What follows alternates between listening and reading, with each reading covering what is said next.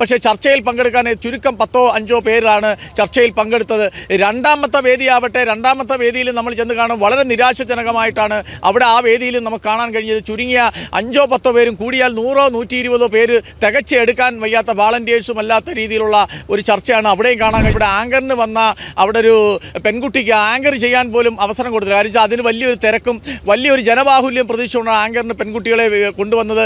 അവർ train ചെയ്ത് ഗൃഹപാഠം ചെയ്ത് അവർ anchor ചെയ്യാൻ വേണ്ടി വന്നതാണ്. പക്ഷേ അവർക്ക് അവസരം കൊടുത്തില്ല. കാരണം അവരാവശ്യമില്ലായിരുന്നു ഇതിൻ്റെ ഈ ചർച്ച നിയന്ത്രിക്കുന്നത് അവർക്ക് തന്നെ ചെയ്യാമെന്ന് പറഞ്ഞുകൊണ്ട് ജനബാഹുല്യം കുറവേണ്ടതുകൊണ്ട് അവർ തന്നെ ചുരുക്കി ഒരു വട്ടമേശയ്ക്കുള്ളിരുന്നുള്ള രീതിയിൽ ചർച്ച. ജനപ്രായത്തിൽ ഇല്ലെങ്കിൽ നമുക്ക് അതിൻ്റെ കറക്റ്റ് പേയ്മെൻ്റ് ഒക്കെ കിട്ടുമല്ലോ. അതിന് എന്തായാലും സംഗമത്തിൻ്റെ അഭിപ്രായം, മാഡത്തിൻ്റെ ഒരു അഭിപ്രായം എങ്ങനെയാണ് ഇതിപ്പം?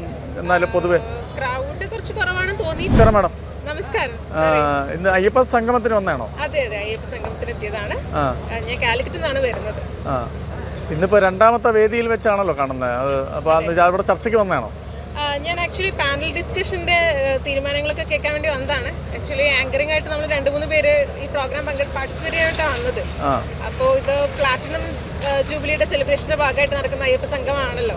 അപ്പൊ അതിന്റെ ഭാഗമായിട്ട് ഒരുപാട് ടൂറിസം വികസനത്തെക്കുറിച്ചും അതേപോലെ തന്നെ പിന്നെ ഭക്തരെ നിയന്ത്രിക്കുന്നതിനും അവർക്ക് വേണ്ടിയിട്ടുള്ള ഡെവലപ്മെന്റ്. അല്ല, ഇന്നത്തെ ചർച്ചാ വേദിയിൽ ഭക്തജനങ്ങളെ പ്രാതിനിധ്യം കൂടുമ്പോൾ അത് പ്രതിനിധീകരിച്ചുകൊണ്ട് ആ പ്രോഗ്രാം കണ്ടന്റ് ചെയ്യാൻ വേണ്ടി വന്നല്ലേ?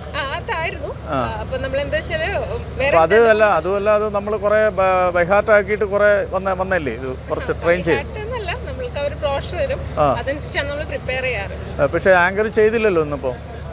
അതില്ല, അത് വേറെ കാരണം കുറച്ചുകൂടി സീരിയസ് ടോപ്പിക് ആയിരുന്നു. അതായത് ദേവസ്വം ബോർഡിന്റെ അതേപോലെ തന്നെ നമ്മുടെ ടൂറിസം വികസന കോർപ്പറേഷൻ കൂടി ജോയിൻ ചെയ്തിട്ടാണല്ലോ ചെയ്യുന്നത്. സീരിയസ് ടോപ്പിക് ആയാലും പ്രാതിനിധ്യം കുറവുണ്ടായിരുന്നല്ലോ അവിടെ. നമ്മൾ വരുന്ന ഭക്തജനങ്ങൾ ഈ പറഞ്ഞ കണക്ക് വിദേശത്തൊന്നും ആരും എത്തിയില്ലല്ലോ ഇന്നത്തെ ഇതിനകത്ത്.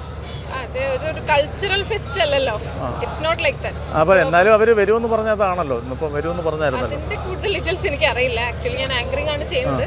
അപ്പോൾ അതിന്റെ പാർട്ടിസിപ്പേഷൻ വേറെ സ്റ്റേജിൽ എൻ്റെ കൂടെ ഉള്ളവർ ചെയ്തിട്ടുണ്ടായിരുന്നു. ഇത് കുറച്ചുകൂടി സീരിയസ് ഓൺഗോയിങ് ടോപ്പിക് ആയതുകൊണ്ടാണ് അവർ ഏറ്റെടുത്ത് ചെയ്യുന്നത്. അല്ല, എന്തായാലും നമുക്കൊരു ഇതില്ലായിരുന്നു. നമ്മൾ പിന്നെ ഒരു പേയ്മെന്റ് എന്നല്ലേ വന്ന നമ്മൾ ഇതിന് പ്രോഗ്രാമിന്? അത് നമ്മൾ പ്രോഗ്രാം കണ്ടന്റ് ആള് ജനപ്രായത്തിൽ ഇല്ലെങ്കിൽ നമുക്ക് അതിന്റെ കറക്റ്റ് പേയ്മെന്റ് ഒക്കെ കിട്ടുമല്ലോ. അതിന് എന്തായാലും സംഗമത്തിന്റെ അഭിപ്രായം, മാഡത്തിന്റെ ഒരു അഭിപ്രായം എങ്ങനെയാണ് ഇതിപ്പം? എന്നാലും പൊതുവെ ക്രൗഡ് കുറച്ച് കുറവാണെന്ന് തോന്നി. പക്ഷെ എന്നാലും ടോപ്പിക്സ് അവർ ഡിസ്കസ് ചെയ്യുന്നത് കുറച്ചുകൂടി സീരിയസ് ആണ്. അതായത് ഇത് രണ്ടും കൂടി ബ്ലെൻഡ് ചെയ്തിട്ട് വേണം പോകാൻ. അത് സക്സസ് ആയാലും നല്ലതായിരിക്കും ഭക്തജനങ്ങൾക്ക്. Okay, thank you. ആഗോള അയ്യപ്പ സംഗമം നടന്ന പമ്പയുടെ തീരത്താണ് ഞാൻ നിൽക്കുന്നത്. ഈ പരിശുദ്ധമായ പമ്പാ നദിയുടെ തീരത്താണ് ഇന്നിവിടെ ആഗോള അയ്യപ്പ സംഗമം ഇന്ന് പിണറായി വിജയൻ മുഖ്യമന്ത്രി ഉദ്ഘാടനം ചെയ്ത് ഇന്നത് സമാപിച്ചിരിക്കുകയാണ്.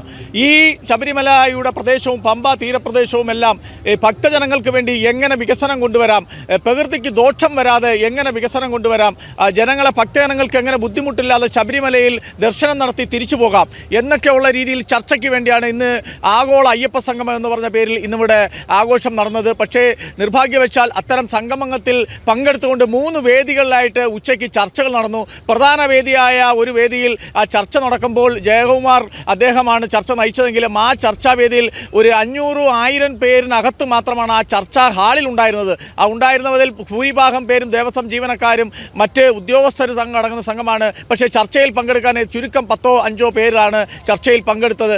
രണ്ടാമത്തെ വേദിയിൽ നമ്മൾ ചെന്ന് കാണും വളരെ നിരാശാജനകമായിട്ടാണ് അവിടെ ആ വേദിയിൽ നമുക്ക് കാണാൻ കഴിഞ്ഞത്. ചുരുങ്ങിയ 5-10 പേരും കൂടിയാൽ 100-120 പേര് തികച്ചെടുക്കാൻ വയ്യാത്ത വാളണ്ടിയേഴ്സും അല്ലാത്ത രീതിയിലുള്ള ഒരു ചർച്ചയാണ് അവിടെയും കാണാൻ കഴിഞ്ഞത്. അവിടെ ആങ്കറിന് വന്ന അവിടെ ഒരു പെൺകുട്ടിക്ക് ആങ്കർ ചെയ്യാൻ പോലും അവസരം കൊടുത്തില്ല. കാരണം അതിന് വലിയൊരു തിരക്കും വലിയൊരു ജനബാഹുല്യം പ്രതീക്ഷിച്ചുകൊണ്ടാണ് ആങ്കറിന് പെൺകുട്ടികളെ കൊണ്ടുവന്നത്.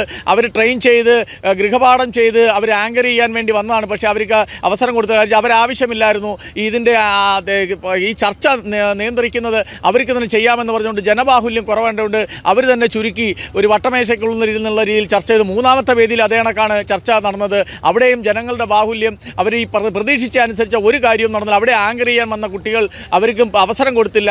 അങ്ങനെ പെൺകുട്ടികളും നിരാശയായിട്ട് പോകുന്നു. പക്ഷേ അവർ പേയ്മെൻറ്റിനായിട്ട് വന്നെങ്കിലും ആ പൈസ കിട്ടുമെന്നാണ് അവർ പറയുന്നത്. അങ്ങനെ നൽകട്ടെ. അവർ ദൂരെ നിന്നും ബാംഗ്ലൂരിൽ നിന്നും കോഴിക്കോട് നിന്നുമൊക്കെ വന്ന പെൺകുട്ടികളാണ് ആങ്കർ ചെയ്യാൻ വന്നത്. അത്തരത്തിൽ വളരെ ഒരു നിരാശകരമായാണ്.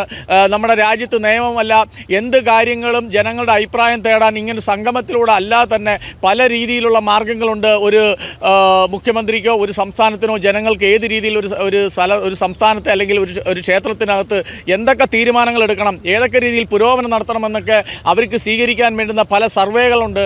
അല്ലെങ്കിൽ പല രീതിയിൽ അവർക്ക് ജനങ്ങളിൽ നിന്ന് അഭിപ്രായം സ്വീകരിക്കാൻ പല മാർഗ്ഗങ്ങളുണ്ട്. ഇപ്പോൾ തന്നെ പുതിയതായിട്ട് മുഖ്യമന്ത്രി തന്നെ പുതിയൊരു ആപ്പ് ഇവിടെ ഉദ്ഘാടനം ചെയ്യുക, അതുവഴി മുഖ്യമന്ത്രിക്ക് എന്ത് പരാതി അറിയിപ്പിക്കുക എന്നതുപോലെ മറ്റ് പല മാർഗ്ഗങ്ങളും സ്വീകരിച്ചുകൊണ്ട് അല്ലെങ്കിൽ സെക്രട്ടേറിയറ്റിൻ്റെ അവിടെ അതിനകത്തിരുന്ന് ഒരു ഓഫീസിൽ നിന്നതിൽ 10-15 പേർക്ക് ഇരുന്ന് സംസാരിച്ച് അത് തീരുമാനമെടുക്കേണ്ട ഒരു കാര്യമാണ് ഇത്രയും കോടി രൂപ ചിലവാക്കി സംഗമം എന്ന പേരിൽ പറഞ്ഞ് ഇവിടെ നടത്തിയിരിക്കുന്നത്. എന്തായാലും അതൊരു വിജയമല്ല. ഈ കാഴ്ചകൾ കാണുമ്പോൾ അതൊരു പരാജയമായിട്ട് തന്നെയാണ് തോന്നുന്നത്.